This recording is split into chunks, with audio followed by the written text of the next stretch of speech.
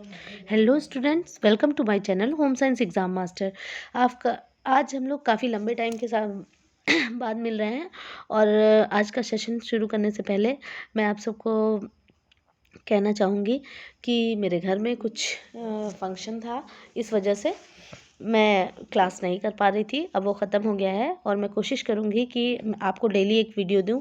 और आपकी TGT PGT की वैकेंसीज़ आने वाली हैं, एलटी ग्रेड की भी आने वाली है, तो आप सब अपनी तैयारी को कंटिन्यू रखें। और आज का सेशन जो है हमारा, वो हमने इस तरह के आज प्रश्नों को लिया है। मैं बिल्कुल ये नहीं कहूँगी कि बहुत ही सामान्य प्रश्न हैं, सामान्य नहीं है, क्योंकि इन्हीं जो सामान्य जिसको कि हम बहुत जनरल वे में लेते हैं और उसका आंसर क्या होते हैं, कन्फ्यूज़न में हम गलत करके आ जाते हैं। तो हमें ये कोशिश करनी है कि हमारे क्वेश्चन क्या हो, गलत ना हो और करेक्ट ही रहें। तो इस तरह से आज का हमारा ये समझिए कि वार्म अप सेशन है। और आप लोग प्लीज़ कमेंट ज़रूर करें कि आपको आज का वीडियो कैसा लगा और मैं आगे आपको क्या पढ़ाऊँ, और जो आपको समझ में कम आता है, जो टॉपिक आपको लगता है कि मुझे किस तरह से करना चाहिए, तो आप उसको बताएं। तो ज़्यादा समय ना लेते हुए पढ़ते हैं आज के हम लोग प्रश्न की ओर। और पहला प्रश्न है, विश्व स्वास्थ्य संगठन की स्थापना कब हुई? तो विश्व स्वास्थ्य संगठन की स्थापना कब हुई? इस प्रश्न को मैंने इसलिए लिया है क्योंकि बहुत ही ज़्यादा चर्चित प्रश्न ये रहा कि विश्व स्वास्थ्य संगठन सन 1945 में, 1948 में, 1955 में और 1958 में, मतलब इसको देख करके जिन बच्चों का गलत हो गया होगा, उनके दिल का दर्द क्या हो गया, उभर आया होगा ना। तो यहाँ पर जो करेक्ट आंसर है यहाँ पर 1948 में। और आप सोच रहे होंगे, हाय, अगर टेट में भी इतना ही क्लियर, सॉरी, आपके टीजीटी में इतना क्लियर दिया हुआ होता। ठीक है, तो यहाँ पर बिल्कुल साफ साफ 1948 लिखा हुआ है। और आपके टीजीटी एग्जाम में आया क्या था? सन 1940 आया हुआ था, 1945 आया हुआ था। तो ठीक है, तो वहाँ पर 1945 को करेक्ट माना गया था या नहीं माना गया था, जो भी था। तो वहाँ पे जो सबसे नज़दीक में 45 था, तो यहाँ पर ऑप्शन में 1948 दिया हुआ है। तो जो उसकी स्थापना है वो क्या है? 1948 में ही है। ठीक है, तो यहाँ पर हमारा सब दिया हुआ है। अगर ये ना होता तब हम बढ़ते 1945 की तरफ। तो यहाँ पर बिल्कुल क्लियर करना चाहूँगी कि ऑप्शन नंबर बी आपका करेक्ट आंसर है। मनुष्य की बुनियादी आवश्यकताएं कितनी हैं? कितनी आवश्यकताएं हैं जो बुनियादी हैं? 1, 2, 3, 4। तो हम सभी जानते हैं कि हमारी बुनियादी आवश्यकताएं कितनी हैं। वो कितनी हैं? 3 हैं। कौन कौन सी हैं? रोटी, कपड़ा और मकान। अगर हम कहें कि आवास हो गया, वस्त्र हो गया, एवं क्या हो गया, हमारा आहार हो गया। तो इस तरह से 3 आवश्यकताएं हैं। ठीक, बुनियादी आवश्यकताएं हमेशा 3 ही अगर आएगा तो ऑप्शन में यही आंसर रहेगा। संतुलित भोजन मनुष्य को कैसा पोषण प्रदान करता है? सुपाच्य, उत्तम, स्वस्थ और उपयुक्त सभी। तो जो हमारा बैलेंस डाइट होती है वो कैसा पोषण प्रदान करेगी? बैलेंस है ना, तो वो उत्तम ही प्रदान करेगी, जो कि हमारी शरीर की आवश्यकता के अनुसार, हमारी बॉडी की रिक्वायरमेंट कितनी है उस हिसाब से जब हम भोजन को ग्रहण करते हैं तो उससे हमें कैसे स्वास्थ्य की प्राप्ति होती है? मतलब आपको उत्तम स्वास्थ्य की प्राप्ति होती है। अगला प्रश्न है, उत्तम स्वास्थ्य मनुष्य को कैसी सोच प्रदान करेगा? अगर आपको ध्यान हो कि आप जब जब मैंने आपको पढ़ाया था कुपोषण और सुपोषण, तो सुपोषण और कुपोषण में ये चीज़ बहुत अच्छी थी कि यहाँ जो सुपोषित व्यक्ति होगा वो कैसा होगा? काम माइंडेड। हाँ, ठीक है, विश्लेषणात्मक मत कर दीजिएगा कि बहुत ज़्यादा एकदम मीन मेख निकालने वाला, हर चीज़ का विश्लेषण करने वाला, किसी ने कुछ कह दिया तो उसको स्वीकार कर लेगा, ऐसा कुछ नहीं। वो कैसी उसकी सोच होगी? उसकी सोच कैसी होगी? पॉजिटिव, सकारात्मक होगी। तो आंसर नंबर सी आपका यहाँ पर करेक्ट हो जाता है। और ये वही बात है कि सोच के ऊपर डिपेंड करता है कि अगर एक ग्लास में पानी भरा हुआ है तो कौन कहता है कि पानी खाली है और कौन कहता है कि पानी भरा हुआ है। ठीक है, तो इसी तरह से किश्ती का भी उदाहरण है कि अगर एक नाव आधी अंदर है और एक आधी बाहर है, तो क्या उसको देख करके जो पॉजिटिव होगा वो कहेगा कि नाव क्या हो रही है? ऊपर निकलने का प्रयास कर रही है, या अभी पूरी डूबी नहीं है, लेकिन अब ये कहेगा कि ये पूरी डूब जाएगी। तो ये इसके नकारात्मक सोच को दर्शाता है। तो ऑप्शन नंबर सी यहाँ पर आपका करेक्ट आंसर हो जाता है। अगला प्रश्न है, यह यह जेली का सामान्य हिस्सा नहीं है। पैक्टिन अम्ल शर्करा फल का गूदा, तो यह जेली का सामान्य हिस्सा नहीं है। नहीं, ये पूछ रहा है, हमें इस चीज को ध्यान देना है। ये नहीं कि जेली का सामान्य हिस्सा देखा और पैक्टिन पे टिक कर दिया, नहीं, ये गलत हो जाएगा। ठीक है, तो जेली का सामान्य हिस्सा क्या है? फल का गूदा नहीं है। ठीक, तो हमें जैम और जेली दो चीजें हो गई ना। जैम किससे बनता है? फलों के गूदे से बनता है। और जेली किससे बनती है? फलों के रस के द्वारा इसका निर्माण होता है। ब्लांचिंग फल संरक्षण की एक विधि है, मतलब जो फ्रूट्स हैं उनको प्रिजर्व करने के लिए ब्लांचिंग विधि का प्रयोग किया जाता है। इसमें क्या होता है, गर्म खौलते हुए पानी में क्या करते हैं, उसको डाल करके फिर उसको बाहर निकाल लेते हैं, जैसे लंबे टाइम के लिए आपको प्रिजर्व करना होता है। तो उसका लिए ऑप्शन है आपका खाद्य पदार्थों से सूक्ष्म जीवों को निकालना, खाद्य पदार्थों में उपस्थित सूक्ष्म जीवों को मारना, खाद्य पदार्थ के एंजाइम को अक्रियाशील बनाना और रासायनिक क्रिया को देरी करना। हाँ, तो ये सारी चीजें इसमें दी हुई है। ये प्रश्न परीक्षाओं में पूछा गया है, एलटी में भी आपके पूछा गया है और टीजीटी में भी इस तरह के प्रश्न, और यहाँ तक कि नेट में भी इस तरह के प्रश्न पूछे गए हैं। तो एकदम इसका रटा हुआ आंसर आप करेंगे, खाद्य के एंजाइम को अक्रियाशील मतलब निष्क्रिय बना देने का कार्य है, मारना नहीं है। ठीक है, क्या? निष्क्रिय बना देना है। फिर अगला प्रश्न है, आयोडीन की कमी के कारण यह नहीं होता, क्या? बढ़ी हुई शिशु मृत्यु दर, गूंगा, बहरापन, मंद बुद्धि और त्वक शोथ। ठीक है, तो आयोडीन की कमी के कारण यह नहीं होता। क्या नहीं होता है? होता क्या है? बढ़ी हुई शिशु मृत्यु दर, बिल्कुल। आपकी आप परिपक्व जैसे मिसकैरेज कह सकते हैं हम, वो आयोडीन की डिफिशियंसी से देखने को मिलता है। गर्भपात भी, गूंगा बहरापन भी और मंद बुद्धि, ये सभी चीजें क्या है? आयोडीन की डिफिशियंसी से होने वाले। लेकिन जो त्वक शोथ है ये क्या है? एडिमा। एडिमा क्या है? उसमें क्या होता है? जल की मात्रा स्किन के अंदर आ जाती है और क्या स्किन बिल्कुल पफी पफी स्वेलिंग वाली हो जाती है। और ये लक्षण किसका है? ये लक्षण है हमारे क्वाशियार्कर का। किसका? क्वाशियार्कर का। और क्वाशियार्कर क्या है? ये आपकी प्रोटीन डिफिशियंसी से होने वाले रोग हैं। ठीक है, तो यहाँ पर जो इसका करेक्ट आंसर है, ये आंसर नंबर डी है। ये आयोडीन की कमी से नहीं होता, बल्कि ये किसकी डिफिशियंसी से होता है? प्रोटीन की डिफिशियंसी से होता है। अधिक प्रोटीन युक्त भोजन इस बीमारी में दिया जाता है। यक्ष्मा, मधुमेह, पीलिया, ऑस्टियोपोरोसिस। तो यक्ष्मा मतलब आपका ट्यूबरकुलोसिस, जिसको क्षय रोग के नाम से भी जानेंगे। तो यक्ष्मा जो है, ये ऑप्शन नंबर ए यहाँ पर आपका करेक्ट होता है। इसमें अधिक प्रोटीन युक्त भोजन की आवश्यकता होती है। ठीक है, तो यहाँ पर क्या फेफड़े क्या होते हैं? कमजोर हो जाते हैं। और क्या? अधिक प्रोटीन युक्त भोजन मांसपेशियों को ताकत देने के लिए दिया जाता है। यहाँ पे बी ऑप्शन में आपका मधुमेह है, जिसको डायबिटीज, और इसमें क्या हम सभी जानते हैं किसका रिस्ट्रिक्शन? कार्बोहाइड्रेट्स का हो जाता है। ऑस्टियोपोरोसिस क्या है? ये वृद्धों में होने वाला क्या है? ये हड्डी का रोग है। और इसमें क्या होता है? जो ये पोर्स हैं वो क्या होने लगते हैं? उनका क्षय होने लगता है ऊपर। तो ये ऑस्टियोपोरोसिस है। ठीक, और पीलिया हम सभी जानते हैं, जॉन्डिस। तो अगला प्रश्न है हमारा, भोज्य पदार्थों को कितने आधारीय भोज्य समूहों में बांटा गया? जिसको भी फूड ग्रुप पढ़ना हो, मेरे पिछले वीडियो में चला जाए, और वहाँ पे मैंने बहुत ही अच्छे से बहुत सारे फूड ग्रुप्स के बारे में बताया है, और किसके किसके अकॉर्डिंग अलग अलग चीज़ों के अकॉर्डिंग हैं, और उसमें कई फूड ग्रुप्स हैं। तो आप उसको देख सकते हैं और बिल्कुल आपका फूड ग्रुप वहाँ से क्लियर हो जाएगा। तो यहाँ पर जो ये प्रश्न है, भोज्य पदार्थों को कितने आधारीय भोज्य समूहों में बांटा गया है, तो यहाँ पर इसका करेक्ट आंसर हो जाएगा 6। कितने आधारीय भोज्य समूहों में बांटा गया है? 6 आधारीय भोज्य समूहों में बांटा गया है। फिर जन्म से लेकर मृत्यु तक विभिन्न अवस्थाओं में आदर्श तथा संपूर्ण आहार क्या है? अनाज, हरी सब्जियां, दूध, फल। ठीक, प्रश्न को आप ध्यान से देखेंगे, जन्म से लेकर मृत्यु तक। ठीक, तो जन्म की बात करें तो क्या उस समय हम अनाज खाते हैं, हरी सब्जियां खाते हैं, फल खाते हैं? नहीं खाते ना, कोई चीज नहीं खाते। और क्या जन्म के समय क्या चीज? मिल्क। ठीक है, क्या? मिल्क। तो दूध। तो यहाँ पर इस तरह से भी आप आंसर को निकाल सकते हैं। तो यहाँ पर ऑप्शन नंबर सी आपका क्या हो जाता है? करेक्ट हो जाता है। दूध में लौह लवण की मात्रा कैसी होती है? अधिक, ना के बराबर, बहुत अधिक मात्रा में, और कम। तो दूध में हम जानते हैं किसकी? आयरन की मात्रा कैसी डिफिशियंसी होती है ना, तो ना के बराबर। ठीक, तो करेक्ट आंसर क्या हो जाएगा? Option number B. और किस चीज़ की डिफिशियंसी होती है? Vitamin C. ओके, तो इस तरह से ये आपका करेक्ट आंसर हो जाता है। अगला प्रश्न है, प्राणी जगत के भोज्य पदार्थ क्या हैं?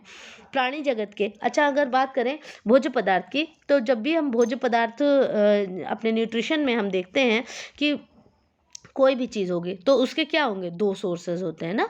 अगर हम देख लें, अगर प्रोटीन के भी सोर्सेज की बात करते हैं तो मान लीजिए प्रोटीन है, इसके दो सोर्सेज हो गए। कौन कौन से हो गए, एक एनिमल सोर्सेज हो गए और दूसरा कौन सा हो गया, प्लांट सोर्सेज हो गया। ठीक है, इसी तरह से हर चीज़ में अगर हम देखते हैं, फैट का देखते हैं आपके, और फिर उसके बाद विटामिन में भी देखते हैं, तो हर तरह के दो सोर्सेज में इसको बांटते हैं, एनिमल और प्लांट्स। तो एनिमल से जो चीज़ें प्राप्त होती है वो एनिमल सोर्सेज के, और प्लांट पेड़ पौधों से जो प्राप्त होती है वो उसके। तो अगर आपको ये क्लियर है तब आप फटाक से आंसर करेंगे, लेकिन ध्यान से आंसर आप करें, क्योंकि ऑप्शन में एक आध चीज मिस कर देता है और आपका क्या होता है, क्वेश्चन गलत हो जाता है। तो प्राणी जगत के भोज्य पदार्थ क्या है, मांस, मछली व अंडा। तो ये तो बिल्कुल करेक्ट हो गया। तो प्राणी से मांस भी प्राप्त हुआ, मछली भी प्राप्त हुई और अंडा भी प्राप्त हुआ। ठीक, अगली तरफ जाएंगे तो अंडा, ब्रेड व बिस्किट, ये किसकी बात कर रहा है, ये यहाँ पर बात कर रहा है वनस्पतिक जगत की। ठीक, वनस्पतिक दालें, फलियां या सोयाबीन की बात करते हैं तो ये भी हमारे वानस्पतिक के अंतर्गत, ये दलहन के अंतर्गत आएंगे। अच्छा, मांस क्या है, मांस जो है वो प्राणी जगत का है, मछली भी प्राणी जगत की है, लेकिन चुकंदर यहाँ पर वानस्पतिक जगत का है। तो आंसर ऑप्शंस को ध्यान से पढ़ें, जिससे कि गलती होने की संभावनाएं क्या हो जाए, कम हो जाए। तो यहाँ पर जो आपका करेक्ट आंसर हो जाता है वो ऑप्शन नंबर ए आपका करेक्ट आंसर हो जाता है। अगला प्रश्न है, आंखों की सुरक्षा के लिए कौन सा जीवन तत्व आवश्यक है। तो हम सभी जानते हैं, और आंख मूंद के विटामिन ए पर हम सब आंसर करेंगे, और ये क्या है, आंखों की सुरक्षा के लिए आवश्यक होता है। तो विटामिन ए की बात हम करें तो विटामिन ए की डिफिशियंसी से कौन सी बीमारी हो जाती है, तो यहाँ पर रतौंधी नामक रोग हो जाता है। विटामिन बी से बेरी बेरी हो जाएगा। विटामिन सी की बात हम करें तो स्कर्वी हो जाता है, और विटामिन डी की बात करें तो ऑस्ट्रोमलेशिया हो जाता है। ठीक, तो इस तरह से यहाँ पर जीवन सत्व की बात की है। तो जो आपके विटामिन्स हैं उनकी डिफिशियंसी से होने वाला रोग भी मैंने बता दिया, और उनकी सुरक्षा के लिए आवश्यक क्या है, विटामिन ए ही आवश्यक है।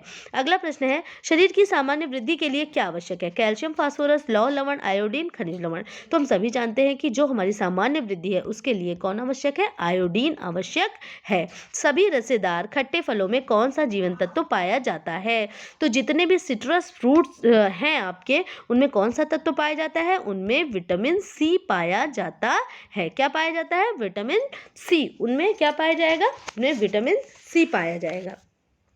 और विटामिन सी का अगर हम बात करते हैं तो विटामिन सी का जो है वो रासायनिक नाम क्या है, उसका विटामिन सी का रासायनिक नाम है स्कॉर्बिक एसिड। अच्छा, इसके कार्य की बात अगर हम करें कि विटामिन सी का कार्य क्या है, तो ये क्या करता है, हमारी कोशिकाओं को मजबूत बनाता है, रक्त वाहिनियों की दीवारों को भी मजबूत बनाता है, संक्रमण की रोकथाम करता है, रोग से जल्दी मुक्ति पाने की शक्ति देता है, और साथ ही साथ में क्या करता है, ये हीलिंग का काम बहुत अच्छा करता है, घाव को भरने का काम बहुत ही अच्छा करता है। और ये हमें प्राप्त किन किन चीज़ों से होता है, तो आंवला इसका रिच सोर्स है, अमरूद है, संतरा है, नींबू, मौसमी, टमाटर, ताज़ी हरी सब्जियां, अंकुरित मूंग, चना आदि। हाँ, अंकुरित मूंग जब हम उसको अनाजों को जब अंकुरित करते हैं तो उसमें क्या हो जाता है, विटामिन सी क्या हो जाता है, उसमें ऐड हो जाता है ना, बढ़ जाता है। तो अगला प्रश्न है, शरीर, तो यहाँ पर विटामिन सी आपका करेक्ट आंसर हो गया। शरीर में द्रवों की मात्रा को नियंत्रित रखता है, क्या है, प्रोटीन है, जल है, लौह लवण है, और खनिज लवण है। तो यहाँ पर जो है, यहाँ पर इसका करेक्ट आंसर क्या हो जाता है, यहाँ पर इसका करेक्ट आंसर होता है आपका ऑप्शन नंबर बी। ठीक, तो यहाँ पर क्या है, जो आपका जल है वो क्या है, वो सबसे ज़्यादा द्रवों की मात्रा को नियंत्रित करता है शरीर में। ठीक, आपके ऑस्मोटिक प्रेशर को भी बनाए रखता है।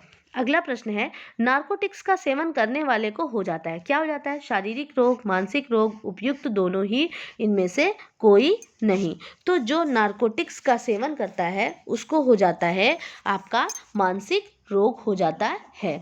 ठीक, उसको मेंटल, नार्कोटिक्स क्या है, ये नशा है। ठीक है, जो आपका चरस, गांजा, ये सारी चीज़ें हैं, ड्रग्स, ये सारी चीज़ें हैं, तो वो उनका क्या हो जाता है, उनको मानसिक रोग हो जाता है। स्वास्थ्य प्राप्ति का लक्ष्य क्या है, परिवार के लिए, व्यक्ति विशेष के लिए, समाज के लिए, संपूर्ण विश्व के लिए। तो स्वास्थ्य प्राप्ति का लक्ष्य किसके लिए है, संपूर्ण विश्व के लिए है, क्योंकि जैसे स्वास्थ्य है, स्वस्थ व्यक्ति है, स्वस्थ परिवार है, फिर उसके बाद क्या होगा, स्वस्थ समाज की स्थापना, स्वस्थ राष्ट्र की की स्थापना और इसी प्रकार से पूरा मिलकर के संपूर्ण विश्व जो है वो स्वास्थ्य को प्राप्त करता है। तो स्वास्थ्य प्राप्ति का लक्ष्य किसी एक व्यक्ति के लिए नहीं वरन संपूर्ण विश्व के लिए है। देखिए इस तरह के प्रश्न एग्जाम में आपको देखने को मिलते हैं। स्वच्छता का अर्थ, the science of safeguarding health. ठीक है, तो ये स्वच्छता का अर्थ किसके द्वारा बताया गया है? ठीक, तो यहाँ पर आपका विश्व स्वास्थ्य संगठन के अनुसार, यूनिसेफ के अनुसार, अंग्रेजी डिक्शनरी के अनुसार, उपयुक्त सभी। तो यहाँ पर इसका करेक्ट आंसर हो जाता है कि ये आपका जो इस तरह के प्रश्न आपको देखने को मिलते हैं एग्जाम में और आप इसमें क्या हो जाते हैं, कंफ्यूज हो जाते हैं। तो ये क्या है, अंग्रेजी डिक्शनरी के अनुसार ये स्वच्छता का अर्थ है। तो इसको आप बिल्कुल इंपॉर्टेंट में नोट करें क्योंकि ये अजीब से प्रश्न, अलग से, अजीब नहीं मैं कहूँगी, अलग से प्रश्न एग्जाम में 2-3 डाले ही जाते हैं और आपने टीजीटी की परीक्षा में देख ही लिया है।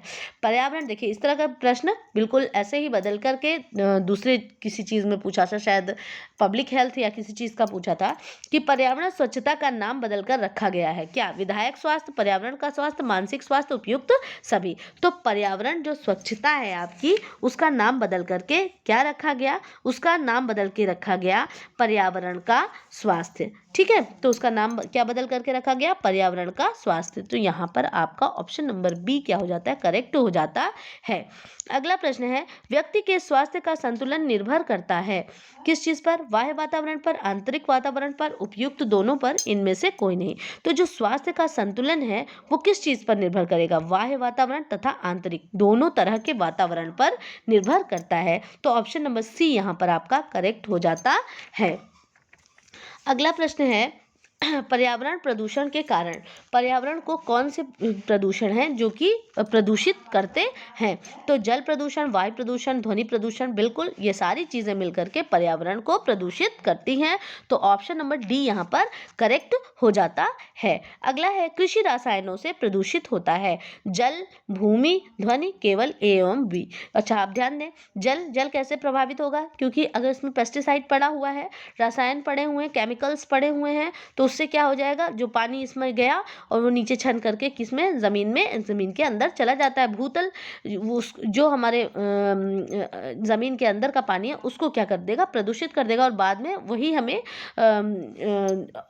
पीने के लिए या किसी भी यूज में लेते हैं तो वो क्या हो जाता है, उससे प्रदूषित हो जाता है। फिर उसके बाद भूमि की बात करें तो भूमि बिल्कुल बहुत ज्यादा रसायनों का प्रयोग करने से क्या होती है, भूमि की उर्वरा शक्ति क्या ह्रास हो जाता है। तो जल एवं भूमि ये दोनों सही है। क्या ध्वनि उसको प्रभावित करेगी? नहीं, ध्वनि नहीं प्रभावित करेगी। तो यहाँ पर आपका बिल्कुल साफ साफ ऑप्शन नंबर डी, बी नहीं, यहाँ पर आपका ऑप्शन नंबर डी बिल्कुल करेक्ट आंसर है। तो इसमें क्या है, केवल ए एवं बी। तो इस तरह से ये प्रश्न आपका कृषि रसायनों से प्रदूषित होता है तो जल एवं भूमि। तो ऑप्शन नंबर डी यहाँ पर करेक्ट हो जाता है जिसमें लिखा है केवल ए एवं बी।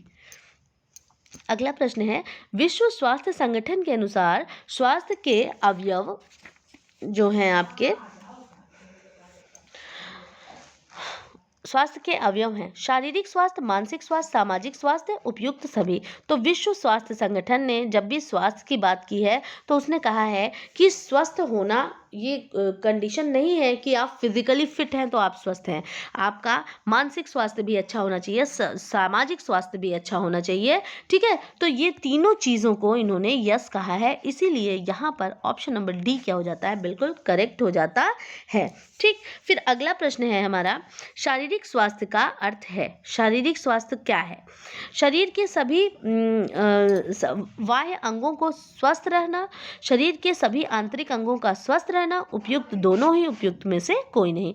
तो इसमें से ऐसा नहीं है कि आप किसी एक को, बाह्य अंग भी आपके स्वस्थ हों और आंतरिक अंग भी आपके स्वस्थ हों। तो यहाँ पर ऑप्शन नंबर सी जो है आपका बिल्कुल करेक्ट हो जाता है। मानसिक अस्वस्थता को प्रभावित करने वाले कारक हैं, कौन से हैं? शारीरिक स्वास्थ्य, वंशानुक्रम, सामाजिक कारक, उपयुक्त में से कोई नहीं और उपयुक्त सभी। तो मानसिक अस्वस्थता, अगर मानसिक रूप से आप अस्वस्थ हैं, ठीक, अगर आप मानसिक रूप से अस्वस्थ हैं तो उस समय क्या होगा, आपका शारीरिक स्वास्थ्य भी प्रभावित होगा, आपका वंशानुक्रम भी प्रभावित होगा, सामाजिक कारक भी प्रभावित करेंगे और उपयुक्त सभी। तो अगर यहाँ पर हम देखते हैं कि यहाँ पर जो करेक्ट आंसर हो जाता है हमारा ऑप्शन नंबर आपका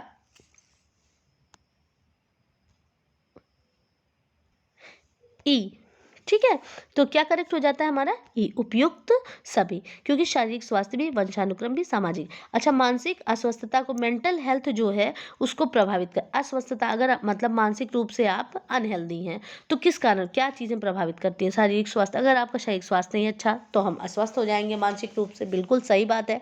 शारीरिक स्वास्थ्य में कोई लंबी बीमारी हो सकती है, अंग भंग हो सकता है, कुछ भी हो सकता है जो हमारा फिजिकल हेल्थ की बात करें, हमारे फिजिकल शरीर की बात करते हैं। वंशानुक्रम की बात करें तो अगर घर में दादा दादी नाना नानी में से किसी की भी मानसिक स्थिति सही नहीं है तो कभी कभी क्या होता है, जीन प्रभावी हो जाते हैं और जिनके कारण से मानसिक अस्वस्थता की स्थिति देखने को मिलती है। फिर उसके बाद सामाजिक कारण, वातावरण क्या, जैसे वातावरण और वंशानुक्रम हम सभी जानते हैं कि इन दोनों का बहुत ही ज़्यादा प्रभाव हमारे मानव जीवन पर पड़ता है। तो यहाँ सामाजिक मतलब जिस समाज में आप रहते हैं अगर वो स्थिति अच्छी नहीं है वहाँ पर, और वहाँ पर लगातार लड़ाई झगड़ा या आक्रोश या फिर भय, दंगे, इन सारी चीज़ों से उससे भी क्या होता है, मानसिक अस्वस्थता की स्थिति आती है। तो यहाँ पर आपका ऑप्शन नंबर ई करेक्ट हो जाता है, उपयुक्त सभी। ठीक है, अगला है सुस्वास्थ्य का उत्तरदायित्व है व्यक्ति पर, परिवार पर, राष्ट्र पर, उपयुक्त सभी पर। तो जो अच्छा स्वास्थ्य है उसका उत्तरदायित्व किस पर है? अभी हम लोगों ने देखा ना, एक स्वस्थ व्यक्ति मिलकर के स्वस्थ परिवार से स्वस्थ समाज, स्वस्थ समाज से स्वस्थ राष्ट्र और फिर स्वस्थ राष्ट्र से संपूर्ण विश्व। तो किसके ऊपर उत्तरदायित्व है? सभी के ऊपर उत्तरदायित्व है अच्छे स्वास्थ्य का। आध्यात्मिक स्वास्थ्य का संबंध किससे? अध्यात्म की बात आ जाए तो हम जानते हैं किसकी बात हो गई, मन की बात हो गई। ठीक है, तो शुद्ध मन एवं आत्मा, ये किससे संबंधित है? ये हमारे आध्यात्मिक स्वास्थ्य से संबंधित है। अगला प्रश्न है, स्वस्थ शरीर या मन की अवस्था जिसमें कार्य अधिक कुशलता एवं सर्वोत्तम प्रकार से हो सके, स्वास्थ्य को परिभाषित किया है। किसने परिभाषित किया है? ऑक्सफोर्ड अंग्रेजी डिक्शनरी ने, विश्व स्वास्थ्य संगठन ने, वेबस्टर ने और जेएफ विलियम ने। तो ठीक है, अगर हम देखें कि इस परिभाषा को किसने दिया है तो यहाँ पर स्वस्थ शरीर या मन की अवस्था, तो स्वस्थ शरीर और मन की जो अवस्था है ये दिया किसने है इस परिभाषा को, कि जिसमें कार्य अधिक कुशलता एवं सर्वोत्तम प्रकार से हो सके, मतलब काम भी ज़्यादा हो, अधिक कुशलता से और सर्वोत्तम प्रकार से हो, उससे स्वास्थ्य को किसने परिभाषित किया है? तो ये सारा काम किसने किया? ऑक्सफोर्ड डिक्शनरी के अनुसार, अंग्रेजी डिक्शनरी के अनुसार ये चीज़ है। क्योंकि मतलब आपका काम जो है उसमें स्किल भी हो, हाँ, और बेस्ट भी हो, हाँ, और स्वस्थ शरीर या मन की अवस्था जिसमें कार्य अधिक कुशलता एवं सर्वोत्तम प्रकार से हो, स्वास्थ्य को परिभाषित किया जा सकता है। तो वो यहाँ पर आपका ऑप्शन नंबर बी यहाँ पर करेक्ट हो जाएगा, ऑक्सफोर्ड डिक्शनरी ने यह परिभाषा दी है। तो इस तरह से हमने प्रश्नों का अध्ययन किया और आई होप कि आपको ये सारे क्वेश्चन पसंद आए होंगे।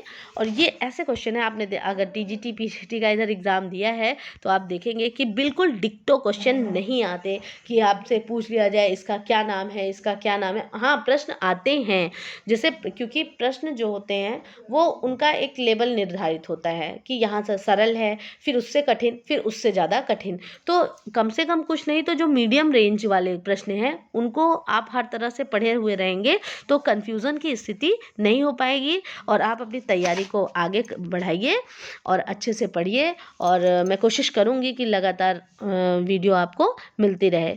Okay, thank you.